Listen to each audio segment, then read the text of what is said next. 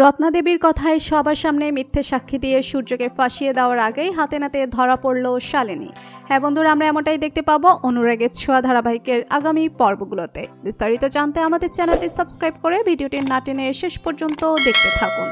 জয় নয় লাবণ্যের বাবা সূর্য সেনগুপ্ত, এমনটাই ভেবেই উর্মি সেনগুপ্ত বাড়িতে হুলস্থুল কাণ্ড কারখানা শুরু করে। উর্মি সবার সামনে চিৎকার করে বলতে থাকে যে ডক্টর সূর্য সেনগুপ্ত একজন চরিত্রহীন লম্পট এবং সে কোনো চরিত্রহীনের সাথে এক ছাদের নিচে থাকবে না। উর্মি বড় বড় কথা বলতে থাকলে দীপা সূর্যের পাশে দাঁড়িয়ে উর্মিকে ঠাটিয়ে চড় মেরে উচিত শিক্ষা দেয় এবং বুঝিয়ে দেয় যে ডক্টর সূর্য সেনগুপ্ত চরিত্রহীন নয়, সে কখনোই এমন কাজ করতে পারে না। সূর্য চোখের দিকে তাকিয়ে বুঝতে পারে দীপা কিছু আড়াল করছে, কাউকে বাঁচানোর চেষ্টা করছে। নিশ্চয়ই এর পেছনে অন্য কোনো কাহিনী রয়েছে। তবে উর্মি থেমে থাকে না। উর্মি এবং রত্না দেবী একের পর এক সূর্যের দিকে দোষের আঙুল তুলে নোংরা কথা বলতেই থাকে।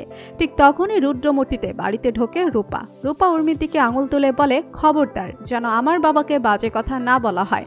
আমার বাবা ভগবানের মতো, তিনি এমন কাজ করতে পারেন না। এই কাজ করেছে অন্য কেউ, আর সেই বাড়িরই ছেলে। শুনেই চমকে যায় উর্মি। রুদ্রমূর্তি নিয়ে রূপা সবার সামনে বলে, শুধুমাত্র লাবণ্যের মা বলতে পারবেন কে লাবণ্যের আসল বাবা। রূপার কথার পরেই সেনগুপ্ত বাড়িতে হাজির হয় শালিনী মিত্র। তাকে দেখে চমকে যায় জয়। মা বলে শালিনীর কাছে ছুটে গেলেও লাবণ্য যখন সূর্যের দিকে তাকিয়ে বলে, মা ওই দেখো আমার বাবা, তখন শালিনী মিত্র বুঝতে পারে জয় তার সন্তানকে স্বীকার করেনি।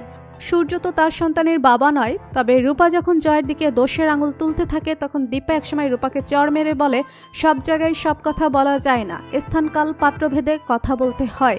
কিন্তু রত্না দেবী থেমে থাকে না। নিজের মেয়ের সংসার রক্ষা করার জন্য শালিনীকে গিয়ে চুপি চুপি বলে, যদি নিজের মেয়ের স্বীকৃতি চাও, আশ্রয় চাও, তাহলে আমি যা বলবো তাই বলবে। সবার সামনে বলবে জয় নয়, ওর বাবা সূর্য সেনগুপ্ত। রত্না দেবী যে কিছু একটা বলল তা বুঝতে পারে রূপা। তবে দীপা রুদ্রমূর্তিতে শালিনীর কাছে জানতে চায়, আপনি বলুন কে আপনার সন্তানের বাবা।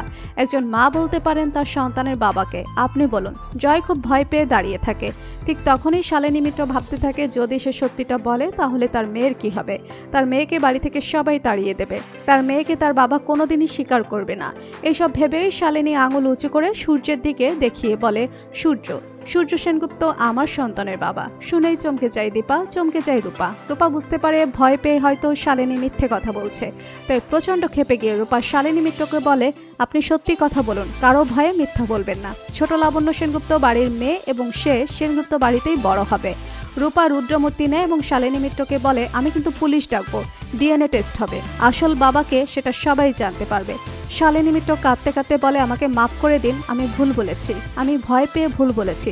সূর্য নয়, আমার সন্তানের বাবা জয়। তো বন্ধুরা, তোমরা কি চাও না যেন এভাবেই শালিনী মিত্র সবার সামনে সত্যিটা বলে এবং লাবণ্যের আসল পরিচয় সবার সামনে আসে? কমেন্ট করে জানিয়ে দাও তোমাদের মতামত।